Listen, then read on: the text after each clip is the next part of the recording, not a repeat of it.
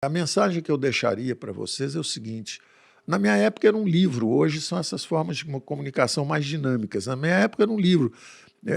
A ideia, o pensamento de que uma pessoa pode colocar todo o conhecimento que ela adquiriu na vida, um prêmio Nobel, por exemplo, vai lá e com toda a experiência que ele tem, tudo que ele aprendeu na vida, ele vai e transmite aquilo para você por R$ 40, é o preço de um livro. Isso é um negócio extraordinário, um conhecimento extraordinário, à sua disposição. Então, eu comecei a ler e eu gostava, de um livro de um prêmio Nobel, ele citava dois outros, eu li os dois outros. Aí os dois outros citavam um terceiro, eu li o terceiro, o quarto, o quinto, e assim vai. Eu, às vezes, fazia uma lista de leitura completamente paralela, alternativa até, às vezes, ao que estava sendo dado na aula. Eu até não recomendo isso, não. Eu recomendo todo mundo estudar a aula, seguir o professor.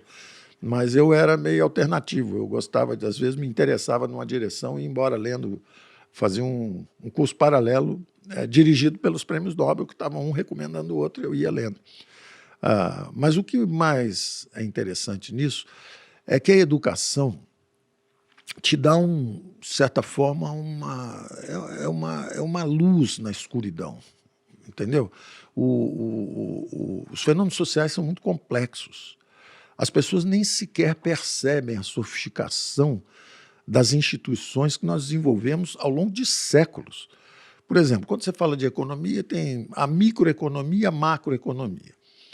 A microeconomia normalmente é o sistema de preços, é a teoria de valor, é a teoria de preços. É o seguinte, a gente nem percebe, mas os preços são informação. Você nem sabe, às vezes está acontecendo um mau tempo lá no Cerrado, vai prejudicar uma safra, um preço começa a subir. Aquilo é uma informação, aquilo é um sinal dizendo, olha, pode faltar um pouco de soja esse ano. E aí os preços começam a subir, aí a pessoa começa a economizar um pouco, quando está fazendo óleo de soja já economiza um pouco, vai procurar um óleo alternativo, e dispara uma série de repercussões. E ao mesmo tempo está todo mundo trocando informação. Aquilo vai durar muito tempo? É uma perda de safra de um ano só ou é uma praga que vai durar 3, 4, 5 anos? O que vai acontecer? Dentro da informação tem o que a gente chama de sinal, que é o importante, e tem o barulho, o noise, que a gente chama de barulho branco, white noise. É o barulho, quer dizer, não, é só um ano, o ano que vem já melhora. Então, não, olha, é um troço bem mais grave, é uma praga, vai levar 3, 4, 5 anos, 7 anos, as pragas lá do Egito, de repente, quer dizer. E aí o sistema econômico todo começa a se adaptar àquilo. Então, isso é a microeconomia. Aí você tem a macroeconomia, que é uma invenção relativamente recente. O Keynes é que entrou e criou um campo novo. E falou assim, olha, na economia monetária é coisa um pouco mais sofisticada, não é tudo automático, existem fatores que perturbam, etc. E aí ele veio com essa teoria. E aí nós ficamos mais ou menos como os físicos. Os físicos têm a macro deles, que é justamente a ciência dos grandes astros. Na verdade, era a física clássica do Newton e virou a teoria de relatividade do Einstein. E tem a física quântica, que é como se fosse a micro. A física quântica é para os fenômenos muito pequenos, é você entrar no átomo, ver os elétrons, descobrir campos magnéticos, quer dizer, que é muito usada hoje na moderna tecnologia, de microcomputadores, tudo isso usa teletransmissores, tudo isso usa a física quântica. Eles não conseguiram unificar. O Hawkins, que era um famoso teoria de tudo, é justamente a tese, vamos tentar juntar o macro com o micro. Os economistas já conseguiram juntar o macro com o micro. São os novos clássicos. Eu estava em Chicago quando isso aconteceu. Os novos clássicos estavam fazendo essa fusão dos fundamentos microeconômicos integrados à macroeconomia do Keynes, que era absolutamente brilhante do ponto de vista de insights, mas não tinha fundamentos sólidos. Não é? Então, essa fusão foi feita quando eu estava lá.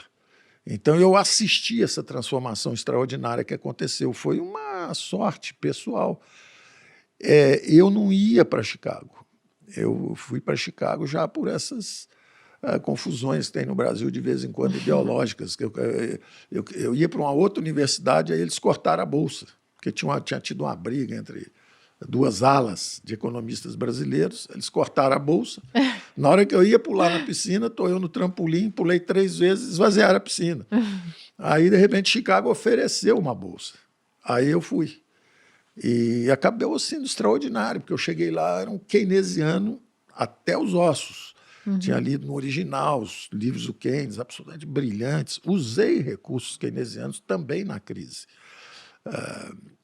Mas, ao mesmo tempo, com o conhecimento de como tratar isso de uma forma mais profunda e não superficial, de como esses auxílios têm que ser, esses esforços anticíclicos, na verdade, eles têm que ser temporários, todo mundo tem que saber que é um bate e volta.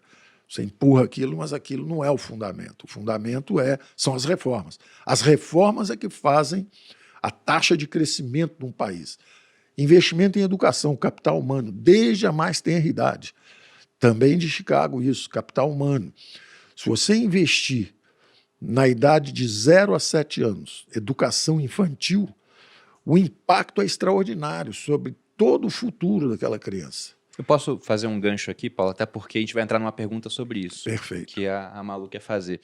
Mas pegando vários pontos que você falou, eu não vou lembrar agora quem falou isso. Acho que foi algum sócio seu lá do passado, mas assim que você entrou no governo, eu assisti um podcast ou um vídeo e estavam perguntando de você. Inclusive, se eu não me engano, ele falou, eu não gosto de falar de sócio, né, tudo, mas o Paulo é um cara brilhante porque ele lê de tudo. Ele falou assim, uma coisa que me impressionou uma vez é que ele estava lá no Pactual lendo A Origem das Espécies.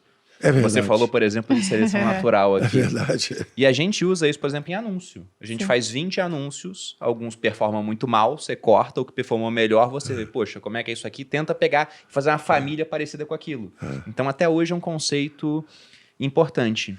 E eu queria pegar um gancho no que você falou de livro também. Porque eu sou um grande defensor de que livros são quase insubstituíveis. Até porque eu estou no processo de escrever o meu livro agora. E dá um trabalho gigantesco. Sim. Muito, muito grande. Sim. E eu falo pra Malu, esse vai ser o melhor conteúdo que eu já fiz na minha vida. Porque eu fico sentado, eu escrevo, não tá bom. Eu vou, altero, até uma hora que fica bom, a ponto de eu falar, isso aqui vale a pena ser publicado. É isso. Então imagine cabeças brilhantes, que podiam falar muito bem de vez em quando, mas na hora que tinha que sentar pra escrever, ele ia botar o melhor que ele tinha lá. Se ele mesmo escreveu o livro, né? Não sei se tinha ghostwriters lá no passado, na época do Sêneca, por exemplo, que eu gosto de ler.